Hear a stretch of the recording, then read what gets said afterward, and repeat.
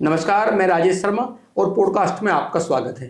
आज पॉडकास्ट में देवेंद्र गुर्जर जी हैं, क्योंकि देवेंद्र गुर्जर जी बड़े नेता हैं मेरठ क्षेत्र के और लगातार सामाजिक मीटिंग में करते हैं। जो कुरीतियां हैं समाज में, उसे बदलाव लाने के लिए लगातार समाज के बीच रहते हैं।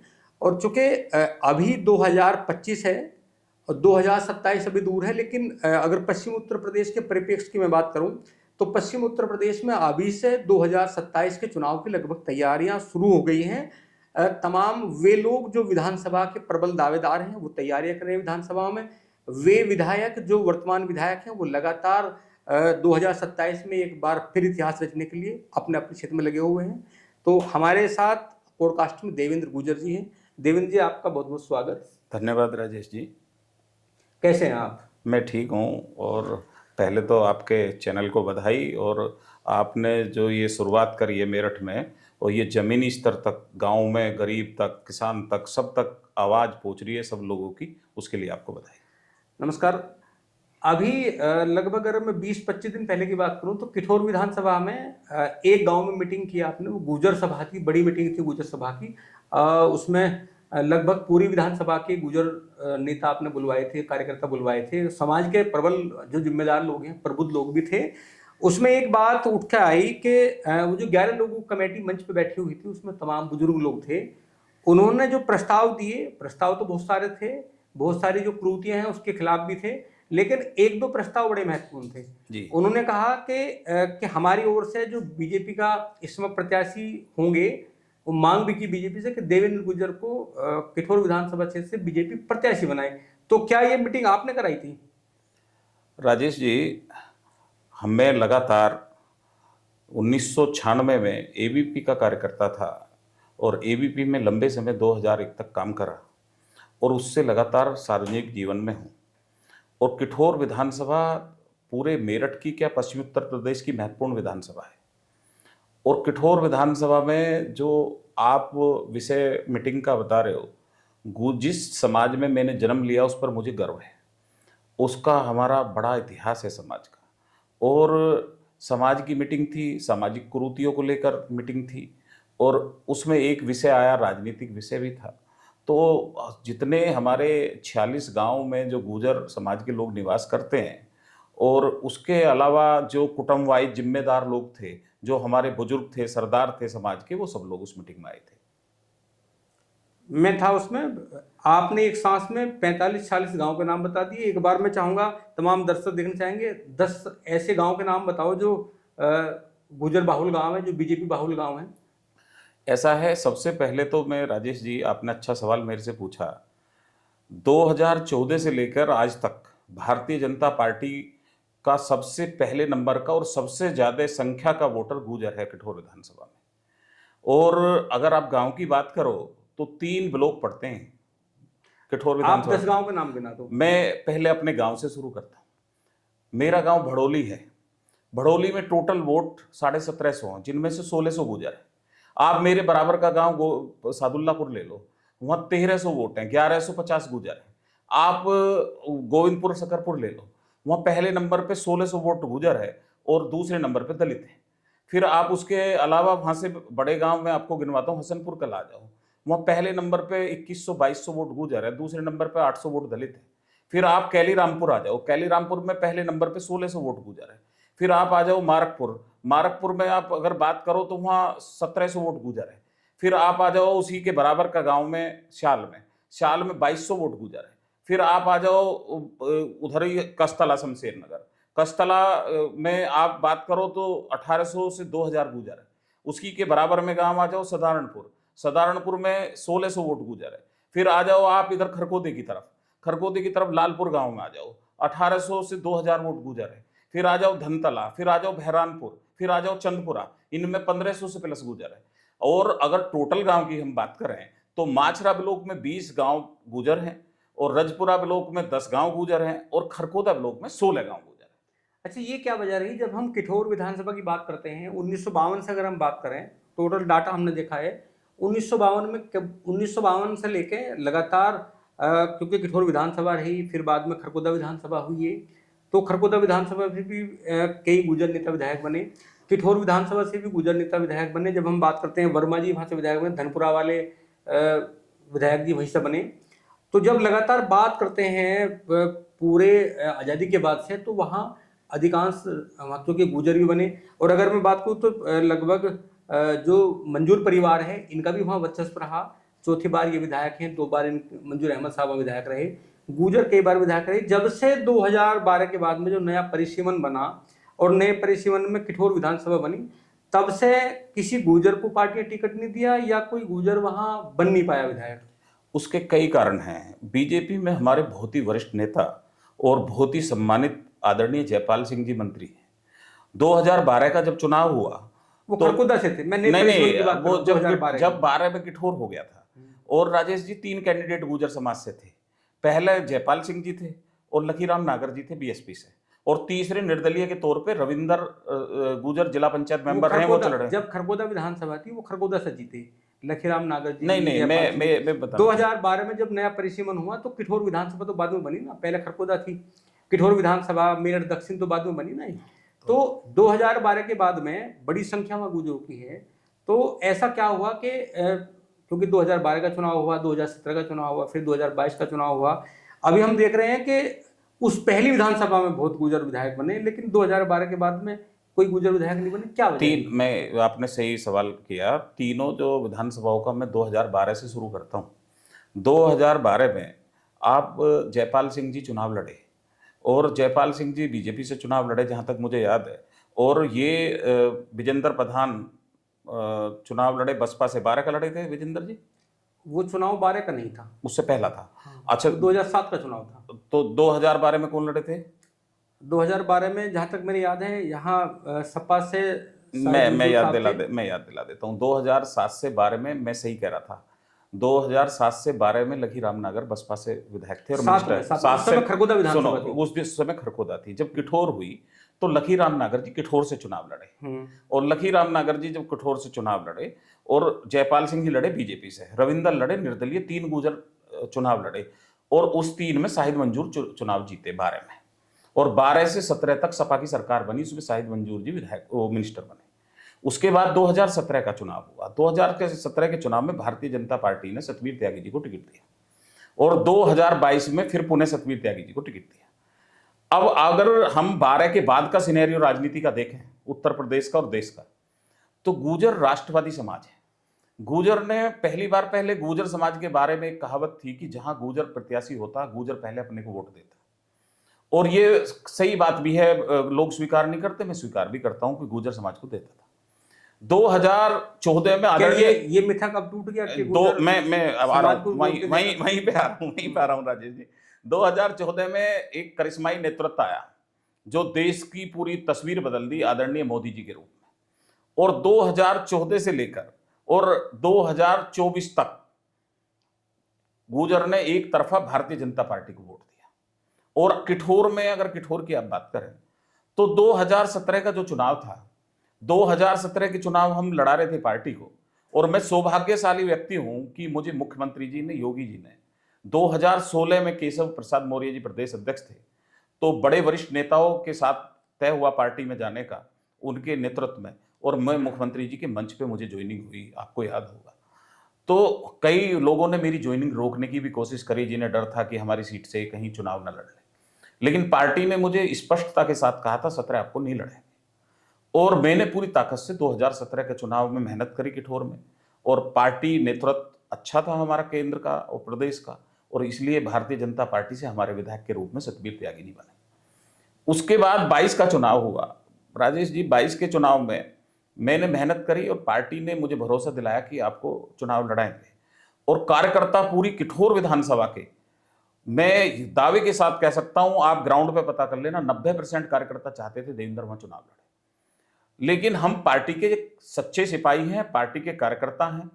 हमें जब टिकट नहीं हुआ और जब भगदड़ मची और उस समय फिर ये स्थिति हुई कि सिटिंग लड़ेंगे, तो हमने पूरी ताकत से अपनी पार्टी को चुनाव लड़ाया। वो क्या वजह रही कि 2022 में किठौर विधानसभा भाजपा हार गई?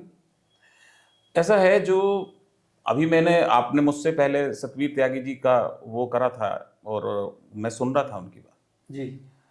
विधायक जी हमारे सम्मानित हैं, विधायक जी हम उम्र में बड़े हैं और पूर्व विधायक जी का व्यवहार कार्यकर्ताओं के प्रति इतना खराब रहा।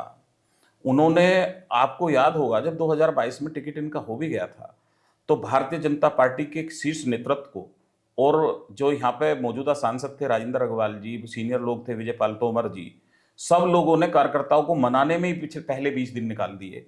कार्यकर्ता इनको चुनाव ही नहीं लड़ाना चाहते थे। एक दिन तो इन्होंने झुंझल मार के कह दी कि जी मैं तो टिकट वापस कर रहा हूं अपने व्यवहार के कारण। दूसरा, इन्होंने विधायक के रूप में जो इनका कार्यकाल रहा, इतना शानदार नेतृत्व भारतीय जनता पार्टी का, प्रदेश का और देश का, जहां विकास की गंगा बहरी हो, जहां हर आदमी मोदी योगी चिल्ला रहा हो और नीतियां इतनी बढ़िया, उसके बावजूद इन्होंने, आप असीलपुर का एक मुखिया आकिब अब वो इस दुनिया में नहीं है, वो एक राधने के, मैं नाम नहीं लूंगा, एक यहाँ के बड्ढा के, एक अजराड़े के, अपने मूल कार्यकर्ता को छोड़कर, अपने वोटर को छोड़कर, पता नहीं किस लालच में या किस मानसिकता के साथ इन्होंने उनके काम कराने में लग गए और उन्हीं की मंडली में रहने लग ये गए। कौन लोग थे बड्ढा के या सिरपुर के जो आपने बताया? ये भारतीय जनता पार्टी से उन लोगों का कोई लेना देना नहीं था, स्पष्टता के साथ कहता हूं। हमारे हर कार्यकर्ता को पता है, हमारे हर पार्टी के लोगों को पता है, अगर आप पता करो। क्या बात क्या है? अब वो तो यही जवाब दे सकते हैं सतवीर जी, क्यों रखते थे, क्या लालच नहीं, था। वो लोग, उनका कारोबार क्या था, क्या करते थे वो लोग? उनका कारोबार, भारतीय जनता पार्टी में जब शीर्ष नेतृत्व को पता चला तो सख्ती के साथ उनका बंद कराया, जो अवैध काम करते थे वो। तो क्या काम था अवैध? जैसे गाय कटान का था, अरे? जैसे गाड़ी चोरी का था, और बड़ी बड़ी अखबारों में, दैनिक जागरण, अमर उजाला में उन लोगों के बारे में खबरें लगी और जांच हुई, और वो सारे लोग 9 बजे के बाद रात को ये उन्हें बुलाते थे घर पे। फिर ऐसा हुआ कि जब ये सिफारिश करने लगे तो इनका नाम भी कई बार अखबारों में छपा। अभी जब पंचायत हुई, गुजर पंचायत, तो आपने कहा कि यहाँ इतने गांव हैं, इतने, हम लोगों ने बात की उनसे कहा कि इतनी बड़ी संख्या में, देवेंद्र गुर्जर जी ने कहा वहाँ पंचायत में कि इतने गांव हैं, तो उन्होंने कहा गांव तो बेशक ज़्यादा हैं, पर गांव में इतनी वोट नहीं है विधानसभा में, गांव में और भी कास्ट के लोग रहते हैं। ऐसा नहीं है कि सारे गांव की जो वोट है वो पर्टिकुलर एक जाति ही गिन लें। वो अगर एक बात को आप छेड़ें तो जितने मैंने गांव बताए, 46 गांव, उनकी 1 लाख से ऊपर वोट होंगी। मैं गुर्जरों की जो संख्या होगी जितनी, उतनी तो बताई जाएगी। और मैं इस जाति में जन्म लिया, मेरे लिए सारी जातियां सम्मानित हैं। और जब हमें या हमारे परिवार को, राजेश जी, हमने चुनाव लड़ा, मैं अपने गांव से 2 बार हम निर्विरोध जीते हैं। एक बार क्षेत्र पंचायत सदस्य, दूसरा चुनाव हम कोऑपरेटिव सोसाइटी का, उसके सभापति फतेहपुर सोसाइटी में 9 गांव रहे, उसमें मेरे बड़े भाई गन्ना समिति में डायरेक्टर रहे। और मेरे गांव से, मेरे से पहले बड़े भी हमारे राजनीति करते थे, हमारे गांव से कई लोग सम्मानित रहे। और उसके बाद हमने मंडी समिति का डायरेक्टर, गन्ना समिति का डायरेक्टर, गन्ना समिति का चेयरमैन, कोऑपरेटिव का चेयरमैन और ब्लॉक प्रमुखी, और एक मेरे नज़दीक उस समय डॉक्टर मनोज अधाना थे, 3 बार जिला पंचायत मेंबर रहे। शाहिद मंजूर जी उस समय चुनाव लड़ा रहे थे, बड़ी लहर थी अफजाल लल्लाने वाले को, और मुनकाज जी लड़ा रहे थे, उस समय बसपा के दिग्गज थे, वो लड़ा रहे थे राधने वाले जब्बार प्रधान को। और हमारा आदमी वो 50 गाड़ी इधर से ले जाते थे, 50 उधर से ले जाते थे। मेरी राजनीतिक सामाजिक जीवन की शुरुआत थी और उस समय हमने उनको सहयोग करके और एक तरफा जीते, 1 लाख रुपए में एक वो जिला पंचायत सदस्य बने खर्च कर कर। तो हम लोग जमीन से जुड़े हुए लोग हैं। और मेरा आप इतिहास देख लो, मैं दावे के साथ कह सकता हूं पूरे जनपद में, अगर मेरठ जनपद में मैं जिस दल में रहा, भारतीय जनता पार्टी में मैं 2016 के बाद आया, मेरा बूथ उठाओ सबसे पहले, उन और सब नेताओं के बूथ उठाओ, और उसके अलावा जो गुजर बहुल गांव हैं उनको उठाओ। और सतवीर त्यागी जी की गलती नहीं है, वो हमारे बड़े हैं, मैं उनका बड़ा सम्मान करता हूं। वो कहते हैं मैं देवेंद्र गुर्जर को नहीं जानता, मैं उन्हें, ये बात भी आई, उन्होंने कहा कि मैं नहीं जानता देवेंद्र गुर्जर को, और माचरा से कोई देवेंद्र गुर्जर नाम का प्रमुख भी कभी नहीं रहा। मैं बड़े आदर और सम्मान के साथ कहना चाहता हूं, मैं सतवीर त्यागी जी को भी जानता हूं। वो हापुड़ जिले में उनका गांव पड़ता है, मैं ये भी जानता हूं।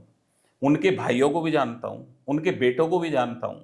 और सतवीर त्यागी जी को 3 चुनाव लड़ाए इत्तेफाक से रूप से, जब मैं लोकदल का यूथ का राष्ट्रीय महासचिव और उत्तर प्रदेश का इंचार्ज था, जब ये लोकदल से चुनाव लड़े। मेरे गांव में एक भी गुर्जर, मैंने बताया 1750 में से 1600 गुर्जर है, और 100 वोट प्लस प्रजापति समाज की हैं, 40 वोट बड़ी लुहार है। वहां इन्हें 375 वोट मिली 800 में से, हम्म। क्योंकि मैं लोकदल का बड़ा पदाधिकारी था और मेरा जीवन, इन्होंने पैसे देना आए ये सतवीर जी और इनके भाई। हमने कहा कि हमारे गांव में 25 पैसे भी खर्च करने की जरूरत नहीं है। पैसा क्यों देने के लिए आए थे? ऐसा था, इनको जनता में तो ये रहते नहीं, जनता के इन्होंने काम नहीं करे। आपने उनसे पूछा भी 2 बड़े काम बता दो कठोर विधानसभा के लिए।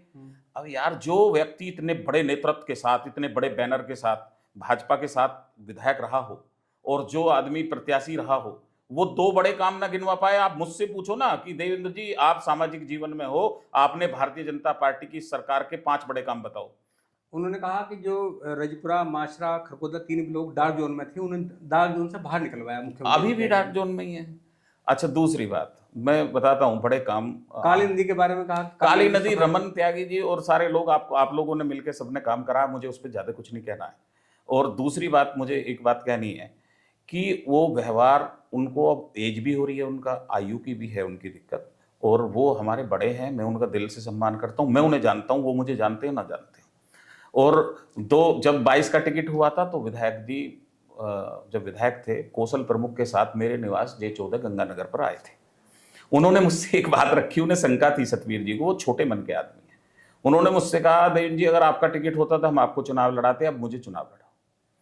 मैंने कहा, मैं भारतीय जनता पार्टी का कार्यकर्ता हूं और भारतीय जनता पार्टी से टिकट आपका हुआ, पूरी ताकत से आप पार्टी के साथ चुनाव लड़ाएंगे।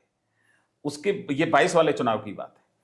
और मैं कह रहा हूं कि मैं तो उन्हें सम्मान के साथ जानता हूं, और वो बड़े, हम छोटे से कार्यकर्ता हैं, क्या पता उनकी नजर ना गई हो, भूल गए हों, तो वो बड़े नेता हैं, तो हम पार्टी के कार्यकर्ता, तो मेरे जैसे हजारों कार्यकर्ता हैं कठोर विधानसभा में भाजपा के, क्या पता नहीं जानते हो। कठोर के जो मौजूदा विधायक हैं, पूर्व मंत्री जी शाहिद मंजूर साहब से हमारी बात हुई। हमने, जब ये बात हुई तो उन्होंने कहा कि देवेंद्र गुजर को मैंने ब्लॉक प्रमुख बनवाया। अच्छा, उसमें शाहिद मंजूर जी जो है, शाहिद मंजूर जी का हमारा पहले कोई मतलब नहीं था आपस में। एक ब्लॉक प्रमुखी की 2010 में एक झगड़ा शुरू हुआ, जिसमें मेरी धर्मपत्नी BDC मेंबर बनी और मैं अपने यहाँ से BDC मेंबर, हम सारे 40 लोग BDC मेंबर हमारे पक्ष के बने। उस समय बसपा की सरकार थी। उस समय लखी रामनगर जी क्षेत्र से विधायक और मिनिस्टर थे। तो हमें तैयारी, सब लोगों ने कहा तैयारी करो। उस समय सब लोगों को जो भी परिस्थितियां रही और वो हमारे पक्ष में नहीं माहौल रहा, तो हमें चुनाव नहीं लड़ा गया। वो झगड़ा लंबा चला, वो फिर की बात फिर करेंगे किसी दिन। शाहिद मंजूर जी की बात आप पूछ रहे हो, मैं बताता हूं। शाहिद मंजूर साहब का तो आप ऋणी हैं, उन्होंने आपको ब्लॉक प्रमुख बनाया। शाहिद मंजूर साहब के बेटे को उन्होंने, उनका हमारा राजनीतिक समझौता एक बार पहले, एक ही बार हुआ था थोड़े दिन के लिए। पहले मेरा कोई वास्ता नहीं रहा, उसके बाद कोई वास्ता नहीं रहा। हमारे क्षेत्र के वो विधायक हैं। वो क्या समझौता था? मैं वो बताना चाहता हूँ। अब वो हमारे क्षेत्र से विधायक है, वो आयु में मुझसे बड़े हैं और हमारी विचारधारा बिल्कुल अलग अलग है। शाहिद मंजूर जी की विचारधारा अलग है, मेरी विचारधारा अलग है और हमारी पार्टी की विचारधारा अलग है। लेकिन मैं बड़ों का सम्मान हमेशा करता हूँ और मर्यादाओं में रहकर अपनी भाषा का प्रयोग करता हूँ। शाहिद मंजूर जी का हमारा समझौता हुआ था कि ब्लॉक प्रमुखी में जो मुस्लिम वोट हैं, BDC मेंबर, वो मैं आपको मदद करूंगा। उसके बदले में मेरा बेटा जिला पंचायत अध्यक्ष लड़ना चाहता है, आप उसको जिला पंचायत, हमारे वार्ड से ही वो लड़ा था, जिसमें मेरा गांव भी आता है। आप उसमें माछरा ब्लॉक और कठोर किला ब्लॉक के कुछ गांव थे, तो आप वहां मदद कर देना। राजेश जी, आप अफसोस करोगे, हालांकि मुझे नहीं कहनी चाहिए पर मैं कह देता हूं, जब बात आई, गुजर 2700 वोट पड़ी गुजर समाज की, 800 वोट से नवाजी जिला पंचायत मेंबर जीता। मेरे गांव में पड़ी हुई वोटों में से 85% वोट उसके पक्ष में पड़ी, कभी नहीं पड़ी उन्हें। उसके बाद उन्हें कुल 17 वोट मिली विधानसभा में। उसके बाद 100, 150, इससे ऊपर कभी नहीं रहे। और उस समय एक तरफा वोट पड़ी और नवाजिश जिला पंचायत मेंबर जीता। ब्लॉक प्रमुखी में उन्होंने हमें कुछ मुस्लिम वोट जो थी वो हमें, मैं स्वीकार करता हूं कि उन्होंने हमें उसमें मदद करी। समझौता हुआ कि आपने नवाजिश को जिला पंचायत सदस्य बनवाया और उन्होंने आपको ब्लॉक प्रमुख में मदद करी, निश्चित रूप से। और मैं उस समय बीजेपी में नहीं था, उस समय मैं भाजपा में नहीं था। और शाहिद मंजूर जी के काम करने के तरीके, उनकी नीतियां और उनका आचरण है, जो उनका कठोर विधानसभा के लोगों में जिस तरह से वो राजनीति करते हैं, उससे मैं सहमत नहीं हूं। और मेरा अधिकार भी है कि कोई अपनी 2 वजह बताओ, कोई ऐसी 2 वजह जिनसे मैं आप असहमत हो। सबसे पहले तो मैं इस बात से सहमत नहीं हूं, कोई भी जनप्रतिनिधि हो, जनता के बीच अगर वो आपस में झगड़े कराए और एक पक्ष को अपने बगल में दे और दूसरे पे उस पे मुकदमा लिखवाए और उसको गांवों में झगड़े कराकर उनकी जमीन बिकने की नौबत आ जाए, बर्बादी हो जाए, जेल में सड़ जाए और उनके फैसले ना कराए, तो मैं ऐसे जनप्रतिनिधि के बात से सहमत नहीं हूं, पहला। दूसरा दूसरा उनका, आप शुरू से अब तक देखोगे कि वो जो कठोर की राजनीति है, कठोर की राजनीति में उन्होंने विकास परक योजनाओं पर काम नहीं करा। कठोर, मैं कहता हूं कि पूरे उत्तर प्रदेश में सबसे ज्यादा संभावना वाली विधानसभा थी। वहां पर आप देखो कि ना तो वहां कोई इन्होंने हायर एजुकेशन के लिए कोई बड़ा काम करा, ना उन्होंने कोई गर्ल्स के लिए कोई ऐसी इंस्टीट्यूशन खड़े कराए गवर्नमेंट से, ना उन्होंने कोई रोड इंफ्रास्ट्रक्चर का कोई बड़ा काम करा। और आप देखो कि आपस में लड़ाने से, वोटों की राजनीति करने से, वोट बैंक की राजनीति करने से जनप्रतिनिधि सच्चा जनप्रतिनिधि नहीं होता, मेरा ऐसा मानना है। क्या सरगना विधायक और कठोर विधायक दोनों में दोस्ती है इस समय? देखो, एक बात आपने मुझसे पूछी और मैं जवाब दूंगा और जनता को भी बताना चाहता हूं, मेरठ की जनता को। पहले मैं अपने से शुरू करता हूं। मेरा जो सामाजिक जीवन है वो 25 साल का है और मैंने लंबे समय लोकदल में काम करा, 11 साल। एबीपी में मैंने 3-4 साल काम करा, मेरा मूल संगठन एबीपी था। उसके बाद मैं बीजेपी में नहीं गया, लोकदल में काम करा और जैन जी के साथ लंबे समय काम करा। जब मुझे ब्लॉक प्रमुखी के चक्कर में मेरे साथ 3-4 साल बड़े खराब निकले, उसके बाद मैं लंबे समय से भाजपा में काम कर रहा हूं। जिस राजनीतिक दल में आप हो, जिस पार्टी के अध्यक्ष ने, जिस पार्टी के मुखिया ने आप पे भरोसा करके आपको जनप्रतिनिधि बनाया हो, आपको नेता बनाया हो, उसके कार्यकर्ताओं ने दिन रात पसीना बहाकर, खून बहाकर आपको नेता बनाया हो, आप अपनी पार्टी से गद्दारी करोगे। अपनी सीट पे तो आप चाहोगे कि हमें सब मदद कर दें, दूसरी सीटों पे आप अपनी पार्टी के कैंडिडेटों के खिलाफ जाके दूसरों से मिलके उन्हें हरवाने का काम करोगे। ऐसे लोगों पे कोई विश्वास नहीं करता है, एक दिन सच्चाई सबके सामने आ जाएगी। एक एग्जाम्पल दो कि कहां गड़बड़ी हुई। आपने देखा होगा, आपने शाहिद मंजूर जी से एक सवाल पूछा, वो टाल गए और उस समय माननीय सुरेंद्र नागर जी जो हमारी पार्टी में राज्यसभा सांसद है, वो प्रभारी थे चुनाव के, जिला पंचायत के, मैं भी उनके साथ था। तो उस समय इन्होंने, क्या स्थिति थी इनकी उस चुनाव में, आपने पूछा और आपको जवाब भी मिल गया। दूसरी चीज जो मैं बताना चाहता हूं, आपको अगर जानकारी तो आप बताओ। आप अभी राजेश जी, मैं आता हूं एक एक बात पे। आप बात करो कि शाहिद मंजूर जी पे ही आरोप लगा कि उन्होंने वहां हमारी पार्टी को मदद करी हस्तनापुर में। शाहिद मंजूर जी पे आरोप लगा जब याकूब चुनाव लड़ रहे थे कि हमारी लोकसभा में मदद करी। मेरा ये मानना है कि ऐसे किसी के कहने से वोट ट्रांसफर नहीं होते। पार्टी बड़ी चीज होती है, व्यक्ति छोटा आदमी होता है। और उन आरोपों में कितनी सच्चाई आज तक चल रहा है। अभी हमारी विधानसभा में योगेश वर्मा जी ने मीटिंग करी और समाजवादी पार्टी के नेता हैं योगेश वर्मा जी, और उन्होंने इंडिकेट करा। मैं दावे से कह सकता हूं, मान लिया कोई मेरे पे आरोप लगाने लगे तो सबसे पहले मेरा बूथ देखेगा ना राजेश जी, जो मेरा बूथ है, फिर उसके बाद जिस समाज में मैंने जन्म लिया उसको देखेगा, फिर जो मेरी कर्म भूमि है विधानसभा उसमें देखेगा, और अगर उसमें रिजल्ट पार्टी के फेवर में है तो फिर उस पर कोई क्वेश्चन मार्क लगा सकता है राजेश जी। योगेश वर्मा जी ने तो कहा कि आस्तीन के सांपों ने मुझे हरवाया। मैं ज्यादा नहीं कहना चाहता क्योंकि मेरे से उम्र में सब बड़े हैं और मैं अपने आप को जमीन से जुड़ा हुआ एक किसान का बेटा, एक अपना संघर्ष करने वाला व्यक्ति अपने आप को मानता हूं और सबका सम्मान करता हूं। लेकिन कोई भी कहते हैं ना कि पाप कितना ही छुप के करो वो सामने आ ही जाता है। अच्छा देवेंद्र जी, ये जो पूरा मामला चल रहा है इस समय, हम देख रहे हैं कि अगर मैं पश्चिम उत्तर प्रदेश की बात करूं तो पश्चिम उत्तर प्रदेश में सम्राट मिहिर भोज को लेकर दो जाति आमने सामने हैं। क्या वास्तव में गुर्जर बीजेपी से नाराज है, जो गुर्जर जाति के लोग हैं? देखो, अभी आप एक बात बताओ राजेश जी, आपको तो ये सवाल मुझ जैसे व्यक्ति से इसलिए नहीं पूछना चाहिए कि आप उस पंचायत में थे, उस मीटिंग में थे, विचार विमर्श बैठक, उसमें जहां 5-6 हजार समाज के लोग एक ही विधानसभा के इकट्ठे हों, क्या वहां कोई विषय था? ये नहीं था ना। हाँ, वहाँ कोई सब्जेक्ट आया नहीं आया ना। मेरा ये कहना है कि अपने निजी स्वार्थ के लिए अपने लोगों के काम ना करे हों, जनता की उम्मीदों पर खरे ना उतरे हों वो लोग, और वो लोग समाज को बांटने का, एक दूसरे को लड़ाने का काम करते हों, चाहे पक्ष के हों चाहे विपक्ष के हों, उन लोगों को शर्म आनी चाहिए कि अगर आपको लोगों ने मौका दिया तो आप लोगों को काम कर कर अपने व्यवहार से लोगों का दिल जीतो और आगे अपना दोबारा अपना फिर लड़ो। देवेंद्र जी, 2027 का चुनाव आप लड़ेंगे?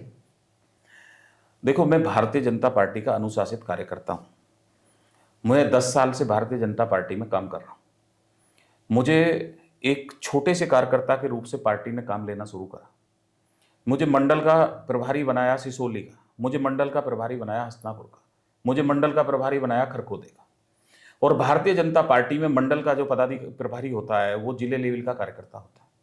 उसके बाद पार्टी ने मेरी उपयोगिता समझी, मुझे किसान मोर्चा की राष्ट्रीय टीम में दिया। मुझे मौका मिला, हमारे राष्ट्रीय अध्यक्ष लड़ रहे थे बलिया में चुनाव लड़ाने का, लोकसभा का, और मैं सौभाग्यशाली हूं, आदरणीय सुनील बंसल जी और CR पाटिल जी मोदी जी का चुनाव बनारस लड़ा रहे थे, मैं उसमें भी रहा। मुझे मौका मिला, हस्तिनापुर विधानसभा प्रभारी बनाया, पार्टी ने 3 साल रखा। मुझे मौका मिला, आप मुझे मिले थे मीरापुर उपचुनाव में, वहां मुझे काम करने का मौका मिला पार्टी से उपचुनाव में। अभी इसी में भारतीय जनता पार्टी को जहां मेरी उपयोगिता लगती है, जहां भाजपा मुझे एक छोटे से कार्यकर्ता को किसी भी रूप में लगाती है, मैं पूरी मेहनत से काम करता हूं। और पार्टी के बीजेपी की यही तो खासियत है, हर कार्यकर्ता को अपनी बात कहने का अधिकार है, हर कार्यकर्ता को विधानसभा लोकसभा और कुछ भी मांगने का अधिकार है। और मैं भी एक छोटा सा कार्यकर्ता हूं, तो मैंने 22 में भी मांगा पार्टी से, और इस बार भी पार्टी से मैं आग्रह करूंगा। और 22 में जो पार्टी का आदेश रहा, मैंने सरमाथे करके पार्टी को चुनाव लड़ाया। और आगे भी जो भारतीय जनता पार्टी सोचेगी, मुझे ऐसा लगता है पार्टी मुझे मौका देगी। अभी जब किठौर में पंचायत, सियाल गांव मेवारपुर में जो पंचायत थी, गुजर पंचायत, आपने पंचायत की, पंचायत में हालांकि सब लोग थे, वहाँ निर्णय भी हुआ, और निर्णय ये हुआ कि लोगों ने एक मांग कर दी कि देवेंद्र गुर्जर को इस बार बीजेपी प्रत्याशी बनाए किठौर से। तो जब ऐसे सब ये चर्चा चलती है पार्टी की, तो आपको पार्टी का डर नहीं लगता? पार्टी के लोग, जो वरिष्ठ लोग हैं, वो क्या कहेंगे? ऐसा है, मैं भारतीय जनता पार्टी के हित में काम करता हूं। आप देखो, चोर के पैर उखड़ जाते हैं, और जो मजबूती के साथ अपने दल के साथ खड़ा हो, वो मजबूती से सीना तान के अपनी बात कहता है, सम्मान के साथ और अपने अनुशासन के साथ। आप ये देखो कि आप जो उस दिन की बात कर रहे हो, उससे पहले भी आओ आप। मैंने अभी आपसे पहले कहा कि जब जब मेरी परीक्षा तो वहां होगी ना। आप ये बताओ, भारतीय जनता पार्टी का पंचायत का चुनाव था जो अब आने वाले हैं। पंचायत के चुनाव में भारतीय जनता पार्टी से मैंने आग्रह करा कि माचरा ब्लॉक में और खरखोदा ब्लॉक में अगर मुझे विधानसभा लड़ानी है तो जातीय समीकरण सेट होने चाहिए, सब लोगों को मौका मिलना चाहिए। तो वहां पर भारतीय जनता पार्टी ने खरखोदा से अतुल त्यागी जी को उम्मीदवार बनाया। सतबीर त्यागी जी उनका विरोध कर रहे थे, वो वहां प्रमुख बने। किठौर में माचरा ब्लॉक में, जहां मेरी धर्मपत्नी ब्लॉक प्रमुख रही, और उससे पहले भी और उसके बाद भी और आज तक भी मुझे इतना भरोसा है अपने क्षेत्र पर कि मैं जो आग्रह निवेदन करता हूं, मेरी बात मान ली जाती है। चाहे जिला पंचायत के चुनाव हो, चाहे ब्लॉक प्रमुखी के चुनाव हो। ब्लॉक प्रमुखी में मैंने आग्रह करा तो सतबीर जी विजिटिंग विधायक थे। पार्टी को लगा कि देवेंद्र जी की सही कह रहे हैं, तो पार्टी ने फ्री छोड़ दी वो सीट। पार्टी ने किसी को उम्मीदवार डिक्लेयर नहीं करा। सतबीर त्यागी जी ने पूरी ताकत के साथ, एक भाजपा का ना उनका कभी परिवार भाजपा में रहा, ना भाजपा से के संगठन में कभी उन पे कोई पद रहा, ना भाजपा के लिए उन्होंने कभी काम करा, ऐसे व्यक्ति को चुनाव लड़ाया माचरा ब्लॉक से, और वो मौजूदा विधायक थे।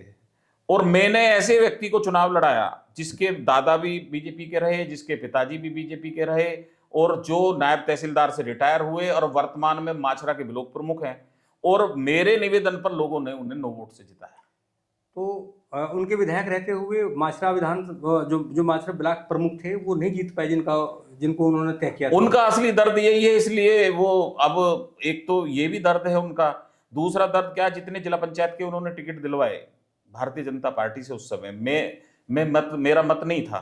मेरा मत ये था कि जो भाजपा का कार्यकर्ता हो, जिसको भाजपा के लोग लग के चुनाव लड़ा दें, उनको चुनाव लड़ाओ, उन्हें नुकसान हो जाएगा पार्टी का। वो राजेश जी दूसरे नंबर पे भी नहीं आए, वो चौथे नंबर पर आए जिला पंचायत के चुनाव में। मेरा अभी भी ये आग्रह पार्टी से रहेगा कि भारतीय जनता पार्टी का जो कार्यकर्ता हो, जिसको लोग स्वीकार कर लें, जिसका व्यवहार लोगों के प्रति अच्छा हो, जिसकी जनता में छवि अच्छी हो, उसमें कहीं इधर उधर जैसे होता। एक बहुत ही दुख की बात बताता हूं मैं, हमारे भारतीय जनता पार्टी की जिले की मंत्री हैं चौथी बार, विमला जाटव जी, दलित समाज से आती। वो ऐसी बहन है हमारी कि भारतीय जनता पार्टी का पूरे जिले में कहीं भी कार्यक्रम हो वो वहीं मिलती है। मैं मंडल का प्रभारी था उस समय जब पंचायत के चुनाव थे, और सिसोली रजपुरा ब्लॉक वाला मंडल था, तो उसमें 2 सीटें आती थी। एक में दुष्यंत तोमर अब जिला पंचायत के मेंबर है, दूसरी आती थी विमला जाटव। सारी पार्टी ने तय कर लिया उन्हें लड़ाना। ये साहब हमारे माननीय पूर्व विधायक जी, उसे योगिंदर जो बसपा से वो रहे हैं उन्हें प्रमुख, उन्हें लेकर आए और सारी पार्टी को दरकिनार करके एडामेंट हो गए। और पार्टी को ये लगा कि ये भाई हमारे मौजूदा विधायक हैं, अगर कह रहे हैं तो इनका सम्मान रखना चाहिए। पार्टी ने विमला जाटव का टिकट काटकर, इन्होंने कटवा कर उसका, और योगिंदर को लड़ाया। पता है राजेश जी उनकी हालत क्या हुई? नीचे से पहले नंबर पर थे। तो बीजेपी ने विरोध नहीं किया इस बात का? पार्टी ने करा, लेकिन जनप्रतिनिधि जब कभी गलत उस पर अड़ जाता है, कभी कभी पार्टी ये इस मुद्रा में आ जाती है कि चलो ये कह रहे थे मैं जिता के लाऊंगा, तो इस तरह के जो फैसले हैं वो पार्टी को नुकसान करते हैं, और उसकी भरपाई ने 2022 में करनी पड़ी। मैंने अभी जो कहा, कार्यकर्ताओं को 20 दिन तक मनाने का काम चलता रहा। भारतीय जनता पार्टी कार्यकर्ताओं की पार्टी है, भारतीय जनता पार्टी जमीनी स्तर के कार्यकर्ता की पार्टी है, भारतीय जनता पार्टी का कार्यकर्ता का सम्मान सबसे ज्यादा है, और मैं भी एक कार्यकर्ता हूं। भारतीय जनता पार्टी के कार्यकर्ताओं की इच्छा के विरुद्ध अगर कोई निर्णय होगा तो उससे पार्टी को नुकसान होगा। देवेंद्र जी, आप ऐसा क्या काम करते हैं कि आप चर्चा में रहते हैं, विपक्ष के लोग भी आपकी चर्चा करते हैं और सत्ता जो पक्ष के लोग हैं आपकी पार्टी के वो भी आपकी चर्चा करते हैं, क्या करते हैं ऐसा आप काम? ऐसा है, अभी आपने एक बात सुनी होगी, आप तो मुझे लग रहा मुझसे प्रभावित ज्यादा हैं, ये बात कह रहे हो। सतबीर त्यागी जी कह रहे हैं मैं मौसमी हूं। नहीं, विपक्ष के लोग, अच्छा, विपक्ष के लोग लगातार कहते हैं। अब मैं इसका जवाब, विपक्ष के लोगों ने कहा कि आपको ब्लॉक प्रमुख बनाया। मैं इसका जवाब देता हूं। खुद ही को कर बुलंद इतना कि खुदा बंदे से पूछे तेरी रजा क्या है। मैं पिछले 25 साल से गांव, गली, बूथ, देहात, मेरा जीवन ये है। और आप राजेश जी अगर मेरे फेसबुक उठा लें, पूरी मेरे आपकी खबरें देख लें और आप सारी चीजें देख लें तो आपको पता चल जाएगा मैं पूर्ण रूप से लोगों की सेवा करता हूं, लोगों के बीच में रहता हूं, और जनता जिसके साथ होती है उसकी चर्चा होती है। अच्छा, किठौर विधानसभा के जब हम नेताओं से बात करते हैं तो शायरी जरूर आती है। अभी हम लोगों ने बात की, जो निवर्तमान विधायक हैं उनसे बात की तो उन्होंने भी शायरी के अंदाज में आप जवाब दिया।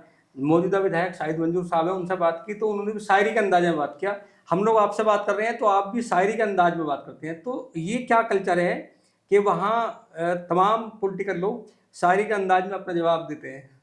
मैं तो ज्यादा शायरी नहीं जानता, मैंने तो अभी बातों बातों में बात निकल के आई तो मैंने उसी में सामान्य रूप से आपको कह दिया। लेकिन मैं ये कठोर विधानसभा का एक इतिहास है राजेश जी, और वो इतिहास इस बार बदलेगा। कठोर विधानसभा में जातीय, धर्म और दूसरों को लड़ाकर एक एक व्यक्ति को लेकर, जैसे मान लिया मैं गुर्जर समाज में पैदा हुआ और मुझे लगता है मेरा प्रतिद्वंदी दूसरे समाज का है और मैं उसको एक भाई को बगल में दे लूं उस जाति के, और दूसरे के खिलाफ मुकदमा लिखवाऊं और दूसरे की उसकी मदद करके झगड़े कराऊं, तो उससे क्या होगा कि उसकी परिस्थिति ऐसी बन जाएगी, वो अपनों से तो लड़ लिया, उसे मेरी जरूरत पड़ेगी राजेश जी, और वो जब मेरी जरूरत पड़ेगी तो मेरे पास वो लग के आ गया, परमानेंट हो गया। उसी काम को शाहिद मंजूर जी ने करा, उसी काम को सतबीर त्यागी जी ने करा। सतबीर त्यागी जी कह रहे थे कि मैंने तो बहुत काम करा है, मैं तो कार्यकर्ताओं को लेके चलता हूं, मैं तो वो करता हूं। अगर सतबीर त्यागी जी ये काम करते 50,000 से चुनाव जीतते। भारतीय जनता पार्टी की ऐसा नेतृत्व था, ऐसे काम थे प्रदेश सरकार के और केंद्र के। और अब अगर कामों की बात करें, शाहिद मंजूर जी कह रहे क्या काम हुआ, शाहिद मंजूर जी कह रहे किसानों के लिए क्या हुआ, मैंने उनका सुना था। मैं बताना चाहता हूं आपके माध्यम से, अगर आप पहले गन्ना किसान पे आ जाओ, हमारे यहां किसानों का भुगतान आप उठा लो पिछला इतिहास, आप बड़े पत्रकार थे उस समय भी, 2-2 साल तक भुगतान नहीं होता था, गन्ने की आपूर्ति टाइम से नहीं होती थी, गर्मियों तक गन्ना बच जाता था और हमें वो नहीं मिलते थे उसको, गन्ने को छीलने वाले और भरने वाले किसानों को, और गेहूं की फसल आ जाती थी। अब समय से गन्ना डलता है क्रय केंद्रों पर और शुगर मिलों पर, और दूसरा गन्ने का भुगतान समय से होता है, नंबर 1। नंबर 2, गन्ने की संपूर्ण समस्या में आगे भविष्य में कोई दिक्कत ना आए, आदरणीय प्रधानमंत्री मोदी जी ने ऐसी योजना लाए कि एथेनॉल की पॉलिसी बनाई कि डिस्टिलरी लगाएं सारे हो। हमारे यहाँ मवाना शुगर है, उसने डिस्टिलरी लगाई, एथनॉल बन रहा है, उसकी 20% 5 से 20% कर दिया उसको मिलाने के लिए। और जो उसकी वेस्टेज थी उसको प्रसमट के रूप में, सीरे के रूप में, और मिलों को भी नुकसान नहीं है, किसान को भी नुकसान नहीं है। ऐसी पॉलिसी मोदी जी जाए लंबे समय तक चले किसानों पे। नंबर 2, किठौर में आप देखोगे आदरणीय राजेंद्र अग्रवाल जी एमपी थे मेरठ से, और यशस्वी प्रधानमंत्री नरेंद्र मोदी जी, जो एक लोकसभा सांसद का काम होना चाहिए मेरठ के लिए। आप कल्पना करो, और मैं शाहिद मंजूर जी को बताना चाहता हूं इस सरकार की क्या करा है मेरठ के लिए। रैपिड ट्रेन पूरे देश में जो मिली हो वही मेरठ आ जाए।